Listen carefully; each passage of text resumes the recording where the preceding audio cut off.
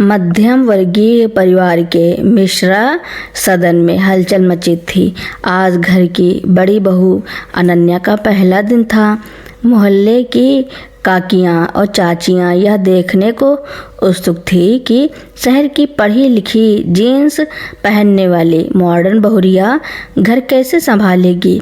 सबने सोचा था अनन्या सुबह 10 बजे सोकर उठेगी, लेकिन सुबह 6 बजे जब सास जी रसोई में पहुंची तो देखा कि अनन्या साड़ी पहने सिर पर पल्लू रखे चाय बना रही थी। निर्मला देवी ने हैरान होकर पूछा, बहू तुम इतनी जल्दी और ये साड़ी? अनन्या मुस्कुराई, माँ जी जीन्स मेरा आराम है और साड़ी आपका मान। मुझे दोनों में तालमेल बैठाना आता है। अनन्या एक सॉफ्टवेयर इंजीनियर थी। लोग ताना मारते थे कि वर्किंग बहू घर को समय नहीं दे पाएगी, लेकिन अनन्या ने स्मार्ट वर्क का सहारा लिया। उसने रसोई में मिक्सर ग्राइंडर और एयर फ्रायर जैसे गैजेट लाकर सास का काम आसान कर दिया। घर का राशन और सब्जियां वह ऑफिस से आते वक्त फ़ोन से ही ऑनलाइन ऑर्डर कर देती ताकि निर्मला जी को धूप में बाहर न जाना पड़े। रविवार को वह घर के सारे पेंडिंग काम निपटाती और शाम को पूरे परिवार को फिल्म दिखाने ले जाती। एक दिन घर पर निर्मला जी की किटी पार्टी थी। निर्मला जी की सहेलियों ने तंज कसकर कहा, बहन जी आपकी बहू तो दिन भर कंप्यूटर पर बैठी रहती है, उसे घर के रीति रिवाजों का क्या पता होगा। तभी अनन्या बाहर आई।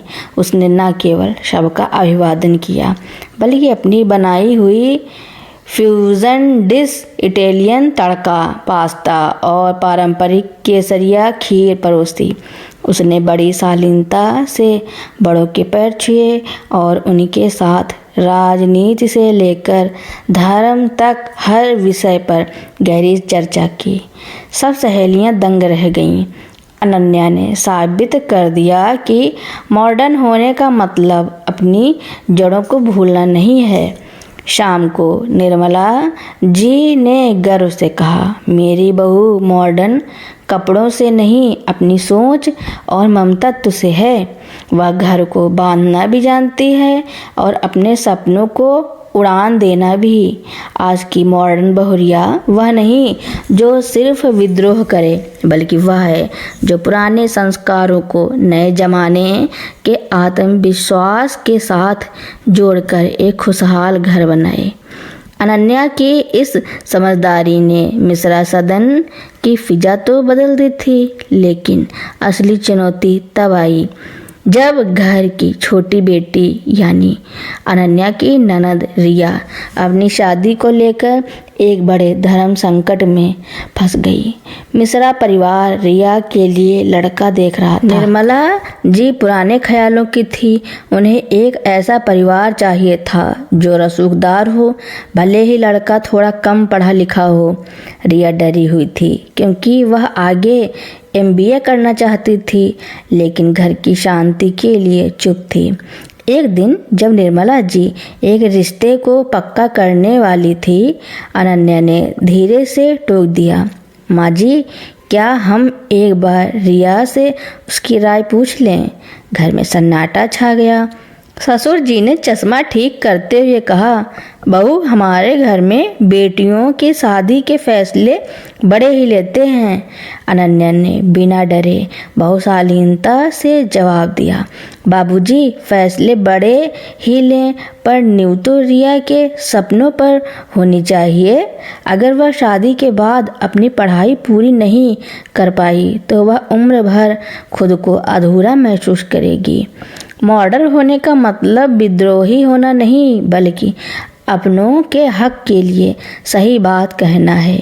अनन्या ने हार नहीं मानी। उसने निर्मला जी को अपने साथ बैठाया और उन्हें लैपटॉप पर उन लड़कियों की कहानी दिखाई जिन्होंने शादी के बाद पढ़ाई की और अपने परिवार का नाम रोशन किया। उसने अपनी सास को समझाया कि एक शिक्षित बहू घर की आर्थिक रीढ़ बन सकती है। उसने रिया के लिए ऐसे परिवारों के रिश्ते ढूंढने शुरू किए जो लड़की की शिक्षा को बोझ नहीं बल्कि एसेंट समझते थे। अनन्या की मेहनत रंग लाई। एक ऐसा रिश्ता आया जहां लड़का और उसका परिवार रिया की पढ़ाई का समर्थन करने को तैयार थे। ससुर जी को भी समझ आया कि अनन्या की मॉडर्न सोच घर की मर्यादा तोड़ नहीं रही थी बल्कि उसे और मजबूत बना रही थी। शादी के दिन रिया ने अपनी भाभी के गले लगकर कहा, भाभी, अगर आप नहीं होती तो शायद मैं अपनी पहचान खो देती। मोहल्ले की वही चाचियां जो पहले ताने मारती थी अब अपनी बेटियों को अनन्या के पास करियर सलाह लेने भेजने लगी। मिश्रा सदन अब सिर्फ एक पारंपरिक घर नहीं था, वह आधुनिकता और परंपरा के सुंदर मिलन का केंद्र बन गया था। एक सच्ची मॉडर्न बहू वही है जो सिर्फ अपना रास्ता न बनाए बल्कि उस घर की बेटियों के लिए भी बंद दरवाजे खोल दे। अनन्या और निर्मला जी के बीच अब वह रिश्ता नहीं रहा था जो एक सास और बहू के बीच होता है बल्कि अब वे एक टीम बन चुकी थी। लेकिन कहानी में एक नया और दिलचस्प मोड़ तब आया जब निर्मला जी की एक पुरानी दबी हुई इच्छा बाहर निकल कर आई। एक दोपहर अनन्या ने देखा कि निर्मला जी उदास बैठी हैं। पूछने पर पता चला कि उनके हाथ के बने मशहूर आम के अचार और खास मसालों की मांग पूरे मोहल्ले में थी, पर वह इसे कभी अपनी पहचान नहीं बना पाई। अनन्या ने उनके कंधे पर हाथ रखा और कहा, माँ जी, आपका हुनर डिब्बों में बंद नहीं रहेगा, अब दुनिया आपके स्वाद को चखेगी। अनन्या ने अपनी टेक स्किल का इस्तेमाल किया। उसने एक ब्रांड का नाम रखा, निर्मला के नुस्खे। अनन्या ने ऑफिस से आने के बाद सुंदर से जार खरीदे, उन पर अच्छे लेबल लगाए और अपनी सास की फ़ोटो के साथ एक इंस्टाग्राम पेज बना दिया। उसने निर्मला जी का एक छोटा सा वीडियो शूट किया जिसमें वह मसाला कूटते हुए अपनी दादी की कहानी सुना रही थी। वह वीडियो देखते ही देखते वायरल हो गया। जब ससुर जी बने डिलीवरी पार्टनर, शुरुआत में ससुर जी थोड़े झिझके। उन्हें लगा कि घर की बड़ी बहू और सास मिलकर यह क्या छोटा काम कर रही हैं, लेकिन जब पहले ही हफ्ते में 50 किलो अचार के ऑर्डर आए तो घर का माहौल बदल गया। ससुर जी ने चश्मा पहनकर ऑर्डर्स की लिस्ट बनानी शुरू की और अनन्या के पति राहुल ने मार्केटिंग संभाली। तभी एक दिन अनन्या के ऑफिस में एक बड़ी विदेशी क्लाइंट्स मीटिंग तय हुई। उसी दिन निर्मला जी के पास एक बड़ी केटरिंग कंपनी का भारी ऑर्डर पूरा करने की डेडलाइन थी। निर्मला जी घबरा गईं। बहू, तू ऑफिस जा, मैं अकेले कैसे संभालूंगी। अनन्या ने मुस्कुराकर अपना लैपटॉप रसोई के पास वाली मेज़ पर रखा और कहा, माँ जी, आज हम दोनों अपने अपने ऑफिस में साथ काम करेंगे। मैं अपनी जूम मीटिंग यहाँ से करूँगी और बीच बीच में आपकी मदद भी। उस दिन घर में एक अजीब सा नज़ारा था। एक तरफ अनन्या लैपटॉप पर अंग्रेजी में क्लाइंट्स को प्रेजेंटेशन दे रही थी और दूसरी तरफ निर्मला जी मसालों की खुशबू बिखेर रही थी। आधुनिक तकनीक और पारंपरिक स्वाद एक ही छत के नीचे साथ साथ चल रहे थे। महीने के अंत में जब निर्मला जी के हाथ में उनकी पहली कमाई का चेक आया तो उनकी आंखों में आंसू थे। उन्होंने वह चेक अनन्या को देते हुए कहा, बेटा, यह तेरी मॉडर्न सोच की जीत है। अनन्या ने मना करते हुए कहा, नहीं माँ जी, यह आपकी मेहनत की जीत है। मॉडर्न होने का असली मतलब सिर्फ खुद आगे बढ़ना नहीं, बल्कि साथ रहने वालों के छिपे हुए सपनों को जगाना है। जब एक बहू की आधुनिकता और एक सास का अनुभव मिल जाते हैं तो घर सिर्फ चार दीवारी नहीं रहता, वह एक इंस्टीट्यूशन बन जाता है। व्यवसाय फल फूल रहा था, लेकिन पड़ोस में रहने वाली शांता चाची को यह सब रास नहीं आ रहा था। उन्हें लगा कि निर्मला का इस उम्र में नाम कमाना और अनन्या का इतना दबदबा होना ठीक नहीं है। एक सुबह सोशल मीडिया पर निर्मला के नुस्खे के पेज पर कुछ नकारात्मक कमेंट्स आने लगे। किसी ने लिखा कि अचार में मिलावट है और साफ सफाई का ध्यान नहीं रखा जाता। देखते ही देखते कुछ लोगों ने बिना जांचे परखे वीडियो शेयर करना शुरू कर दिया। निर्मला जी टूट गईं। उन्होंने रोते हुए कहा, बहू, मैंने कहा था ना कि ये बाहर का काम हमारे लिए नहीं है। देखो, लोग हमारी इज्जत उछाल रहे हैं। जहाँ निर्मला जी हार मान रही थी, वहीं अनन्या का मॉडर्न दिमाग समाधान ढूंढ रहा था। उसने रोने के बजाय ट्रांसपेरेंसी, पारदर्शिता का रास्ता चुना। अनन्या ने अगले ही दिन लाइव स्ट्रीमिंग का फैसला किया।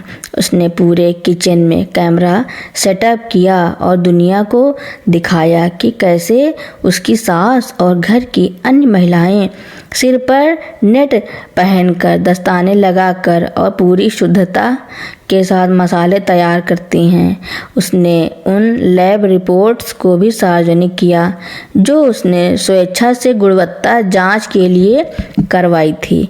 इतना ही नहीं, अनन्या ने अपने IT स्किल्स का इस्तेमाल करके उन फेक अकाउंट्स का पता लगाया जहां से गलत कमेंट्स आ रहे थे। जब पता चला कि वे सब एक ही घर के वाईफाई से जुड़े थे तो सच सामने आ गया। शाम को अनन्या शांता चाची के घर गई। उसने कोई झगड़ा नहीं किया, बल्कि उनके हाथ में अचार का एक डिब्बा थमाया और कहा, चाची ये लीजिए, अगर बुराई ही करनी थी तो स्वाद चखकर करती। जलन की आग से बेहतर है कि रसोई की आंच पर कुछ सार्थक बनाया जाए। अगली बार जब आपका मन काम करने का हो तो निर्मला के नुस्खे में आपके लिए भी जगह है। इस घटना ने मिश्रा सदन की साख को और बढ़ा दिया। लोगों ने अनन्या की बहादुरी और निर्मला जी की ईमानदारी की जमकर तारीफ की। अब मिश्रा सदन की रसोई केवल एक बिजनेस नहीं रहा था। अनन्या ने मोहल्ले की उन 5 और औरतों को काम पर रख लिया जो आर्थिक रूप से कमज़ोर थी। वह मॉडर्न बहुरिया अब सिर्फ अपने घर की बहू नहीं, बल्कि पूरे मोहल्ले की लीडर बन चुकी थी। दिवाली की रात थी, पूरा घर दीपों से सजा था। ससुर जी ने सबके सामने अनन्या को एक छोटा सा तोहफा दिया। वह एक नेम प्लेट थी जिस पर लिखा था, ससुर जी बोले, बहू, तुमने हमें सिखाया कि मॉडर्न होना कपड़ों से नहीं बल्कि चुनौतियों का सामना करने के नज़रिए से होता है। अनन्या ने मुस्कुराकर सास के कंधे पर सिर रखा। उसे पता था कि उसने न केवल अपना कैरियर संभाला, बल्कि एक पूरे परिवार को डिजिटल युग के संस्कारों में ढाल दिया। अब मिश्रा सदन की ख्याति केवल मोहल्ले तक सीमित नहीं रही। अनन्या और निर्मला जी के स्टार्टअप को एक राष्ट्रीय स्तर के बिजनेस रियलिटी शो से बुलावा आया। जब शो का न्योता आया तो निर्मला जी डर के मारे कांपने लगी। बहू, मैं वहाँ बड़े बड़े जजों के सामने अंग्रेजी में क्या बोलूँगी? मेरी जगह तू चली जा। अनन्या ने उनके हाथ थामे और बड़े आत्मविश्वास से कहा, माँ जी, दुनिया को आपकी अंग्रेजी नहीं, आपके हाथों का जादू और आपकी कहानी देखनी है। आप अपनी मातृभाषा में बात करना, बाकी मैं संभाल लूँगी।